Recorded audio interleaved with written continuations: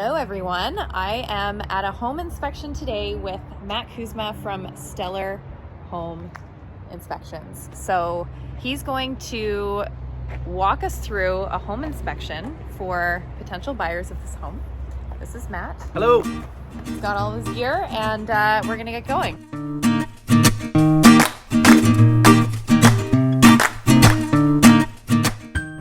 All right, let's get started. All right, so just getting this property.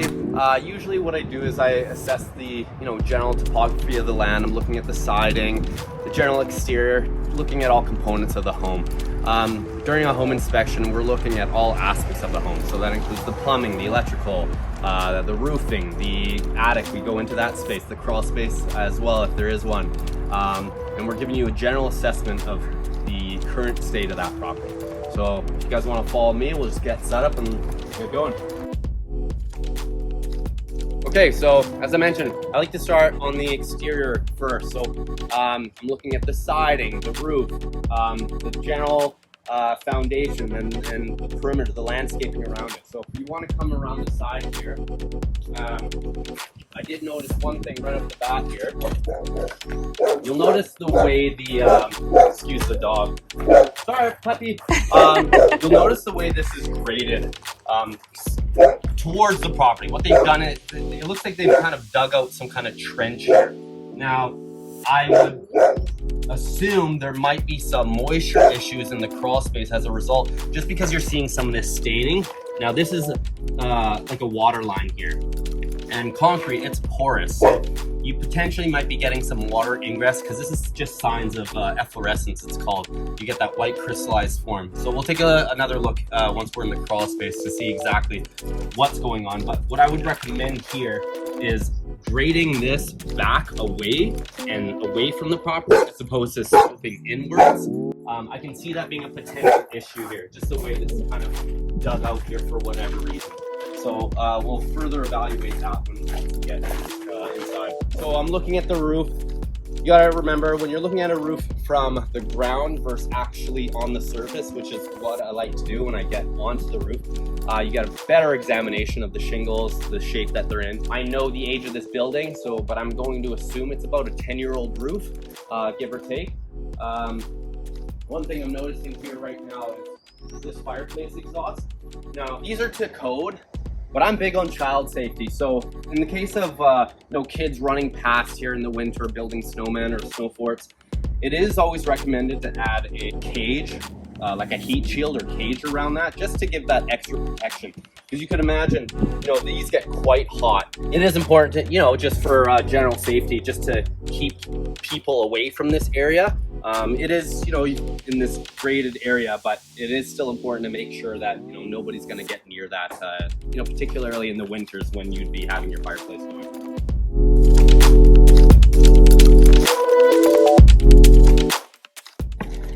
This is part of your irrigation system. They obviously have lines that run underneath and around the perimeter of the property. So we'll take a look at that system. We'll turn that on. Windows, we make sure window flashings are properly sealed. You always want to make sure you seal around doors and windows. Silicone's your best friend when it comes to preventing moisture ingress. So these are all the kind of things that we're looking at around windows and doors. Very handy too in bathrooms and such.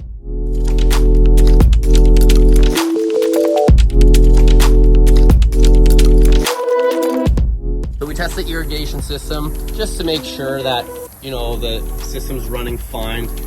Potentially, once in a while, you might get underground leak as a result. So these are the kind of things that we're looking at. I feel like these should all be doing, the horizontal spray. Definitely there's a piece missing here, and that's why that's just kind of barely squirting out. This would be a time where I'd probably recommend you have somebody, having an irrigation control specialist come in and examine your system, just to make sure you've got even, consistent watering. Something like this, for example, right? That's not working properly. It's just kind of barely squirting out.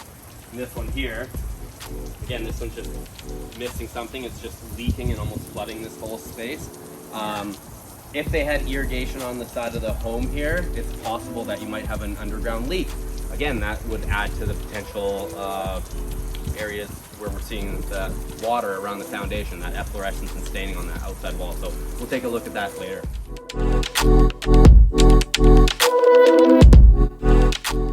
So when I get to a roof, I'm going to look at the gutter system, making sure that they're clear of debris. The shingles right off the bat, you know, there's a little bit of wear, but pretty typical for, you know, about a 10-year-old roof. You can actually lift up the underside here, and this is what I like to do. I'm looking at the sheathing, just to make sure that there's no rot or deterioration on the underside here, okay? So as it is right now, everything's looking nice and dry and clean. If you want to follow me up here, take a look.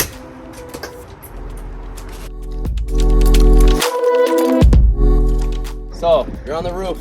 What we're looking at is skylights. I'm making sure they're properly flashed and sealed. I always like to give a little tug around them because skylights are prone to flying off in heavy windstorms, for example, if they're not properly secured. I come across it often enough, so this is just one of those checks that we do. Here's a perfect example, okay? See that? I should not be able to lift up on this whole skylight. Now, it would take quite a bit of force to actually lift this up, but this would be something I would call out. You know, even if this were just butted up just a hair, right, you could imagine this is basically just a gaping hole into your home. So you want to make sure these are secured, as that one was, and then you flash, and I'm examining the flashing in the ceiling around the whole skylight itself. Here's another area we look at. I mean, this is quite minimal, but you'll notice you've got some moss here. It is important to clear this off, clear the organic debris off the shingles, just to prevent any further moisture ingress. Now, if you've got a heavy amount of moss on the roof itself, eventually moss kind of grows kind of like a tentacle or like legs.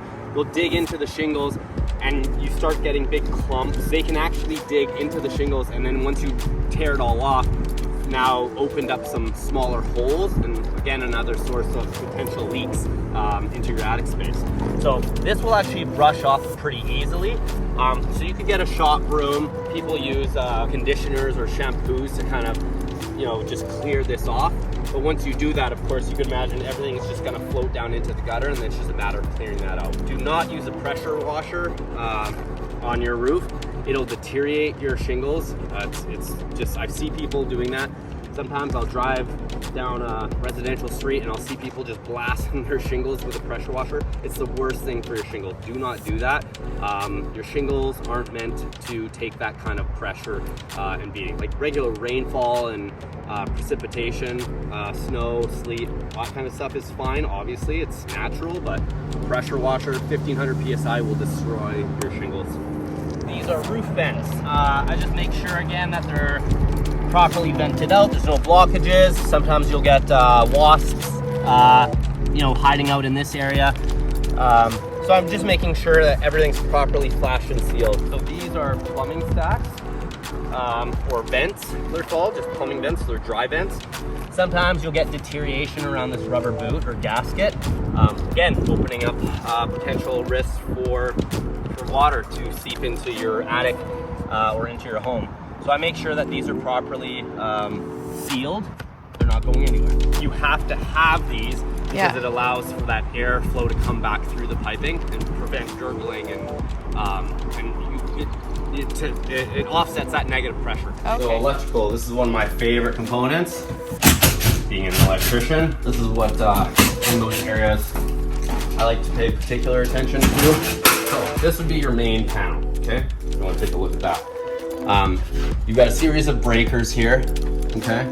And I can see that you've got dedicated copper wires to each breaker. This is the kind of things insurance companies like to ask about. Whether type of wiring, is it copper, is it aluminum, what type of panel is it? Old Federal Pioneer panels, they are I guess an obsolete type of panel that you don't see anymore, and insurance companies tend to charge a higher premium, I suppose, with older panels.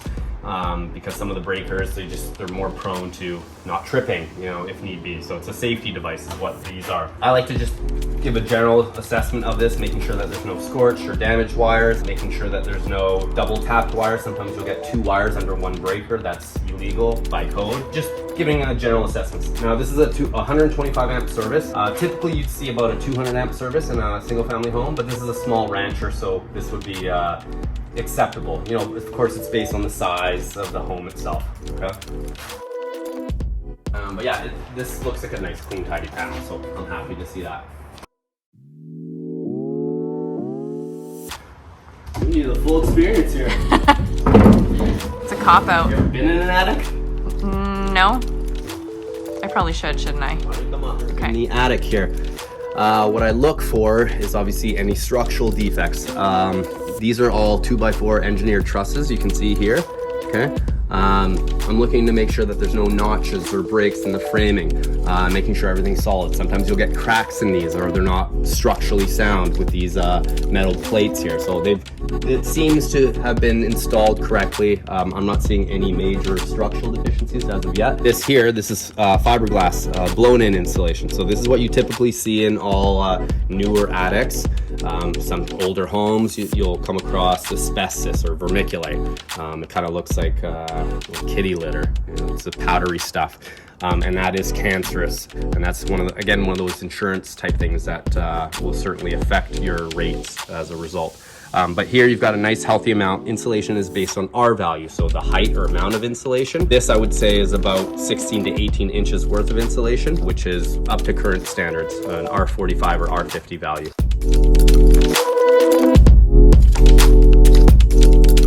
Crawl space, we're gonna enter. It's likely about a 2.5, 3 foot crawl space. So yeah, we are crawling essentially on our bellies to examine it. But I'm gonna go take a look at that far right-hand wall, just to make sure that there's no actual signs of water ingress, or hopefully there's not. So here in the crawl space, looking at the underside of the foundation, you've got 2x8 floor joists here that run all the way through. Again, making sure that there's no crack or bowing in the flooring, things like that. Just making sure everything's nice and solid. It's dry. There's no signs of water coming from the outside, and no signs of, let's just say like a leaky toilet or something like that. I'd be able to find that on the underside here. You've got copper fittings here as well. And I'm just, again, making sure that there's no leaks. You've got proper slope for your drain lines here. That's this ABS piping here. Okay, see this black? So this is where all your sewer basically ties into. And you've got a nice negative slope, usually 1/4 of an inch over a foot, going towards the main drain, which ties back into the sewer. Usually looking at a fair number of things down here, pretty important area. And if you have the accessibility to get down into the crawl space, it's very helpful to examine the underside of the building. Now we're in that corner of that home, and you can see some of this staining here. So obviously at some point in time, water's been getting into this crawl space. It could be one of two things. Potentially the irrigation system, could just be an issue of drainage. So you could have perhaps a blockage in the perimeter drains themselves. It's quite minimal, but still enough, being a newer building where I shouldn't be seeing something like this. So usually it's best to have your perimeter drains scoped out. So a plumber, they'll send down a camera and inspect it visually.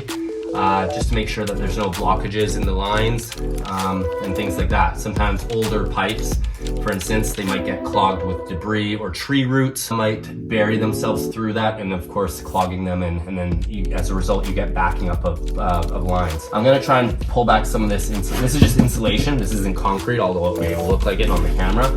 This is a rigid foam insulation that you put on the concrete foundation wall to prevent moisture transfer, and just to help keep the crawl space insulated. I'm gonna see if I can pull some of this back, just so I can get a better examination of the concrete wall.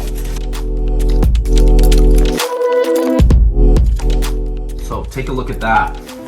Yeah, there's definitely some dampness going on here. Obviously with the garden bed that's right up against the side of the house, it could very well be that, there's a potential leak in that irrigation system. It's relatively dry down here. All the wetness on the back of the insulation here shows me that one point in time there certainly has been some water ingress.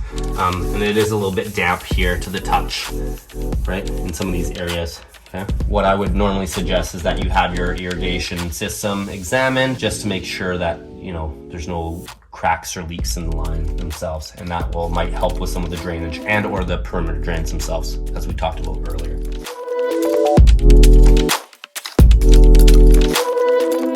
One thing I always like to do is toilet tug here. So you notice you got a little bit of movement here. Toilets should be properly mounted and secured to the floor to prevent any deterioration of the wax seal underneath. That will prevent deterioration of that and any potential leaks around the underside of the toilet. So in the crawl space, that's where I was looking, making sure that it's sealed and there's no leaks on the underside. So this is just a matter of securing that better. You don't want to over tighten it, so you pop these caps off. Okay, there's two little, usually nuts or bolts or these like plastic flanges here. Just tighten that down, but you don't have to go murder tight. It's porcelain, it will crack if you over tighten it. So just so it's snug up against the floor. It's important to silicone around the base of the faucet here. See, that's quite a bit of movement, right? You see where they had a bead of silicone here, but what happens is water will get in behind this wall cavity potentially, right? You can imagine, I mean, I'm exaggerating, but every time you go lift something up, to get the shower running, there's always that chance of water getting in behind that. So you want to make sure you've got a nice bead of silicone there. There's not much you can really do at this point. What they should have done originally is better fastened this whole supply line in behind the wall cavity. Sometimes there might be an access panel, so it might be able to do that. So it's a matter of giving it proper support and backing. And that's why you're getting some of this movement here, because it was just loosely installed. Vinyl thermal pane windows. These are, again, what you see typically in all newer forms of construction. Some windows used to have the stamp code embedded right on the inside seam, which helped us give an indication as to the age of the window. They don't always do that anymore, which might be a problem in the next 40-50 years when we try and differentiate the age of the window. But on average, windows last about 30 to 40 years. A broken seal is what might be something where you get that, sometimes you get that foggy haziness between the glass panes, and that just means sometimes they're argon filled windows, that seal's been broken, and then you'll get either condensation sitting on the inside windowsill and or air leaks as a result. When I look at smoke detectors, I'm looking at the stamp code. That's the first thing I look at. So it says right here, replaced by 2024. Smoke detectors have a 10-year expiration date, so you want to make sure that they're serviceable and in date. For that reason, it's one of those, again, bigger things for insurance companies, because it's the first thing that they look at in case of a fire. And these are both smoke and carbon monoxide detectors as well. Okay. Cool. So you'll notice that chirping. These are hardwired systems.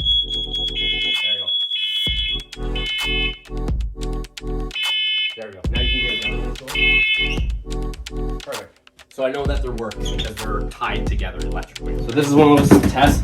Baseboard heaters should be properly secured to the wall, and not just the drywall, but these screws themselves have to hit stud behind the drywall. Why this is a safety concern is if you've got small children or pets, if this falls off, right? Like I shouldn't be able to just pull that off the wall. But you notice here, there's that wire there, okay? Now you've exposed that wire, and that's 240 volts going to these baseboard heaters. So if your kid gets a hold of that, or a cat scratches it or bites into it, it could be fatal. So that's the importance of making sure that these are properly mounted. Typically, these are installed poorly just by your, first year electrician that doesn't know what they're doing. And these are those things that we're looking at as well on the electrical side of things.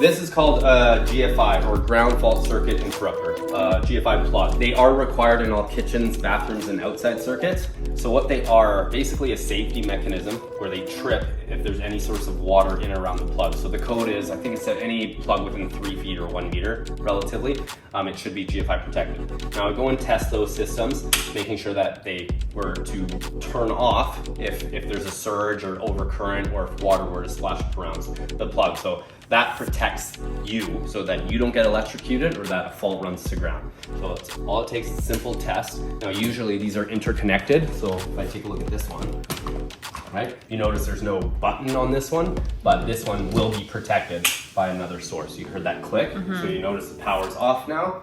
All I gotta do, come and reset it, okay? And these essentially just work the same way as any breaker would in a panel, is that the only difference is that you can control it locally, like you can turn it on and off here versus having to go back to the electrical panel. So testing, make sure no leaks under the sink. Plumbing's all in good shape. Normally I'll fill these up, making sure you've got sufficient drainage, good water pressure. typical water pressure in a home is between 55 and 60 psi, and that's standard. So when I test the plumbing fixtures in the bathroom, I have the tub, the toilet, and the sink running all at once, and I'm testing for any kind of significant pressure drop or loss.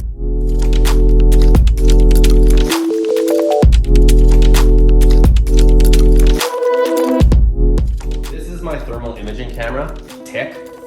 What it does, it radiates infrared radiation to give me an image, so I can essentially see through wall cavities, ceilings, to see if there's a lack of insulation or cold or wet spots. So that would show up on my camera as like a dark blue stain, and then usually I'll go over it with my other tool. It's a moisture meter, and that's what I'm looking at in foundation walls, exterior wall cavities, and ceilings. Or bathrooms, of course, where there's usually higher moisture content. Okay, so this, I don't know if you can see that, but you get a nice clear kind of orange glow there, right? And the lines you're seeing, that's the rafters or the ceiling joists that run through. So I scan every aspect of the home when I'm going through a property, and I'm looking for just that, cold or wet spots. Now, I was in the attic earlier, so I know that there's no staining on the underside already, but just make sure that there's no, you know, sometimes you'll get a leaky line in a wall cavity, things like that. So that's what I go around and scan every exterior wall.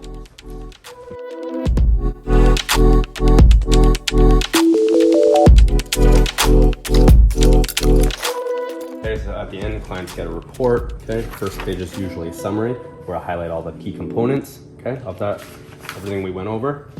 And then you get all the pictures that we went over with arrows and circles pointing to deficiencies as well.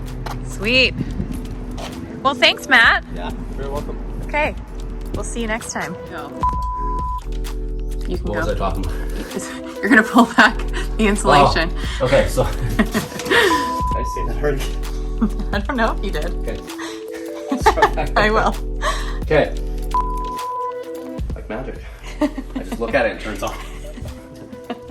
Dishwasher, making sure it's draining properly, things like that. You know, obviously, it's working. They have stuff. It's a single family home. Don't get this. It's just B-roll. Okay. We're gonna film that, dude. Yeah.